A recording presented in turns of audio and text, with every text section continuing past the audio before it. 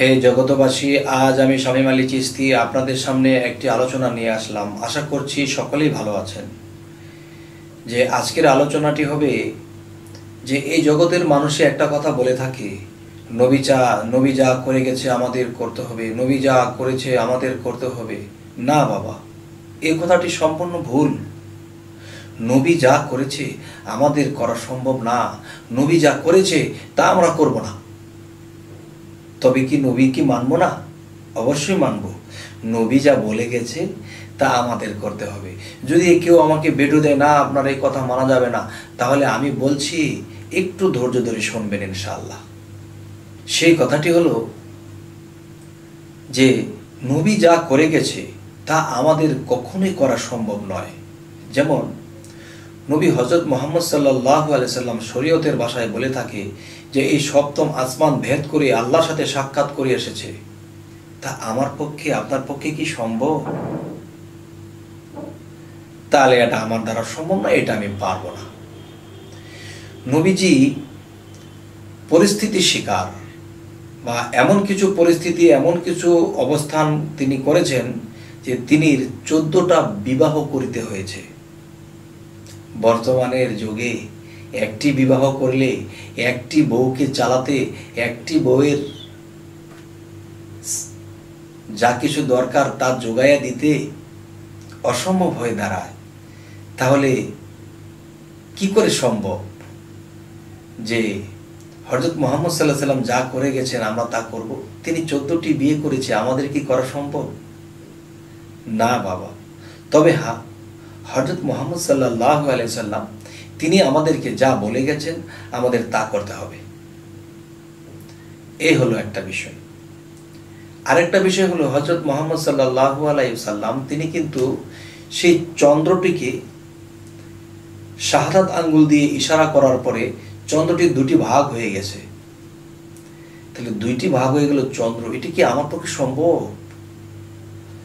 তাহলে বাবা, আমাদের এই চ্যানেলটিতে আপনারা যখন ঢুকবেন বা ক্লিক করবেন, এর আগে দিয়ে থাম্বনেলের মধ্যে এমন একটি কথা পড়েছেন, হয়তো তার কারো খারাপ লেগেছে, কিন্তু আশা করব এখন যে কথাগুলো বলতেছি কথাগুলো লাইন মতোই আছে বা বোঝা যাচ্ছে।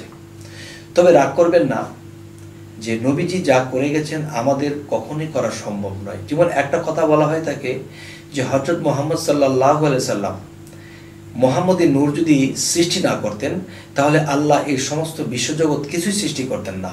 তবে এমন কথা তো আমাদেরকে বলা হয় নাই যে আমার মতো একটা ব্যক্তিকে সৃষ্টি না করলে জগৎ সৃষ্টি করতো না, এমন তো আর বলা হয় নাই। তো কি বলা হয়েছে? যে মুহাম্মদী নূর সৃষ্টি হয়েছে, এরপরে মুহাম্মদী নূর থেকে সারা জাহান আল্লাহ সৃষ্টি করেছেন। আল্লাহর নূরে মুহাম্মদী নূর এবং মুহাম্মদী নূরে সারা জাহান সৃষ্টি করেছেন। তাহলে যাকে দিয়ে সারা জাহান সৃষ্টি করেছেন তিনির পক্ষে সবই সম্ভব। যাই হোক, আজকের প্রসঙ্গ সেটাই যে নবী যা করেছে আমাদের করা সম্ভব নয়, তবে নবী যা বলে গেছেন তা আমাদের করতে হবে। আচ্ছা, তবে আরও একটি জিনিস, হযরত মুহাম্মদ সাল্লাল্লাহু আলাইহি সাল্লাম হেরা পর্বতের গুহায় তিনি ধ্যানমগ্নে ছিল বা সাধন মগ্নে ছিল 14.5 বৎসর। তাহলে দেখা যায় যে সেই সাধনার কথা কেউ বলে না। তবে সেই সাধনা যদি হযরত মুহাম্মদ সাল্লাল্লাহু আলাইহি ওয়াসাল্লাম তিনি নাও করত, তবুও কিন্তু তিনি নবী। তাহলে আমরা তার একটা নখের সমান যোগ্য নেই, তার একটা শরীরের লোমের যোগ্যতাও আমাদের নেই। তাহলে তিনি যদি সাধনা করতেন তবুও তিনি নবী, যদি না করতেন তবুও তিনি নবী। কিন্তু আমরা এই পৃথিবীতে এসেছি অধম পাপী হয়ে জন্ম হয়েছি। এখন দেখা গেছে আমাদের 6 রিপু ঠিক না। আমরা যখন নামাজে দাঁড়াই মন চলে যায় বিভিন্ন জায়গাতে, তখন নামাজে আল্লাহর মেরাজ হইবার কথা সেটা হয় না। তাহলে যেভাবে নামাজ পড়লে মন ডুবিয়ে আল্লাহর মেরাজ হবে সেটা হচ্ছে না। কেন হচ্ছে না? হযরত মুহাম্মদ সাল্লাল্লাহু আলাইহি সাল্লাম হেরা পর্বতের গুহায় তিনি নিজেকে পবিত্র করেছেন, ধ্যানের মাধ্যমে তিনি আল্লাহকে লাভ করেছেন। তাহলে দেখা যায় আমরা ধ্যান করি না বা আমরা যে অন্য কিছু সাধনা আছে এগুলো আমরা করি না। না করার কারণে কি হলো? যে আমাদের 6 রিপু 6টা শয়তান হয়ে আছে। এই 6টা শয়তান মনকে ধোঁকা দেয়, আর মন এই 10 ইন্দ্রিয়কে নিয়ে খারাপটা করে বেড়ায়। তখন না ধ্যানে ডোবা যায়, না আল্লাহর ইবাদতে ডোবা যায়, না এই সাধনা করা যায়, কোনো কিছু করা যায় না। তাহলে কি করতে হবে? যে একজন কামেল মুর্শিদ যখন আল্লাহর সাক্ষাৎ লাভ করেছে, একজন কামেল মুর্শিদ যখন যে সাধনাগুলো করেছে তার কাছে গেলে তখন তিনি আমাকে সেই সাধনাগুলো দিবেন এবং সেই কৌশলগুলো দিবেন।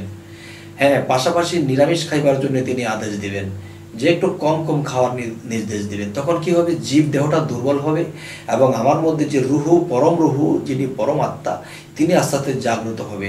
আর যখন তাকে আমি জাগ্রত করতে পারবো, যখন আমি তাকে দেখতে পারবো, তার সাথে যখন আমার সম্পর্ক হয়ে যাবে, তখনই আমাদের এই মানব জীবনটা ধন্য হয়ে যাবে। তাই বলা হয়েছে, পরমাত্মা হবে দর্শন, পূর্ণ জনম আর হবে না। এই 16 দল কণ্ঠ বলে, বিশুদ্ধক্ষ পদ্ম বলে, সাধন হলে আকাশ বলে, সুখের নাহি পারাপার। এবার সুষন্মার ছিদ্র দিয়া দ্বিদল পদ্ম ওঠু গিয়া এই আজ্ঞাচক্র ভেদ করিয়া করিল জাতির বিচার। সেই দেশেতে গেলে পরে মুক্ত জীব বলে তারে, ওরে জালাল বলে যাবে সেরে, জমের নয় অধিকার। যেমন শরীয়তের ভাষায় বলতেছে, আজরাইল আসলে 1 সেকেন্ড সময় দেবে না। ঠিক সত্য সত্য যে ইবাদতগুলো করা হইতেছে, এই ইবাদত অনুসারে দেখা যায় আমি কখনো আল্লাহর দিদার লাভ করতে পারিনি, আমি মনকে এক জায়গায় রেখে আমি নামাজ পড়তে পারিনি। তাদের কাছে যদি কখনো আজরাইল আসে, তখন তাদেরকে 1 সেকেন্ড সময় দেবে না, এই কথাটি সত্য। কিন্তু যারা আল্লাহর সাধনা করেছে, আল্লাহর প্রেম ভক্তিতে ডুবে আছে, ফানাফিল্লা হয়েছে, আল্লাহর সাক্ষাৎ লাভ করেছে, আল্লাহর বান্দা থেকে বন্ধু হয়েছে, তখন এই বন্ধুর কাছে যখন একজন আজরাইল আসবে, এসে যখন তার জান কবজ করতে আসবে, তখন দেখবে তার মধ্যে রাসূল বিরাজিত, তার মধ্যে আল্লাহ বিরাজিত। হায় আল্লাহ! তখন কি হবে?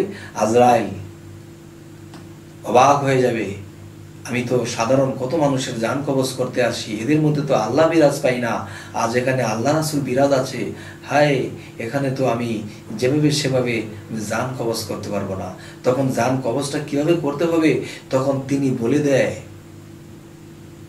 তার মুখ দিয়ে আল্লাহ ও রাসূল কথা বলে দেয় যে তুমি এভাবে জান কবজ করো, তাহলে আমার দোস্তের কষ্ট হবে না। তবে হে জগতবাসী, আজ এই কথাগুলো বলার উদ্দেশ্য এটাই যে এই পৃথিবীর মানুষ অনেক রকম বুঝে, অনেক রকম করে, আসল বিষয়গুলো বোঝার চেষ্টা করে না। তাই আজ আমি এই কথাগুলো এভাবেই বললাম, যাতে আপনারা বুঝতে পারেন এবং অন্যান্য ইবাদতের পাশাপাশি গুরু মুর্শিদ ধরে আপনারা যেন সাধনা করেন, নিজেকে পবিত্র করতে পারেন। যাই হোক, আজ এই কথাগুলো বলেই রাখবো। তবে আমাদের এই চ্যানেলের কথাগুলো যদি আপনাদের ভালো লাগে, তাহলে অবশ্যই সাবস্ক্রাইব করুন, আপনাদের পাশেই যেন থাকতে পারি। হে জগতবাসী, সকলেই ভালো থাকবেন। আল্লাহ হাফিজ।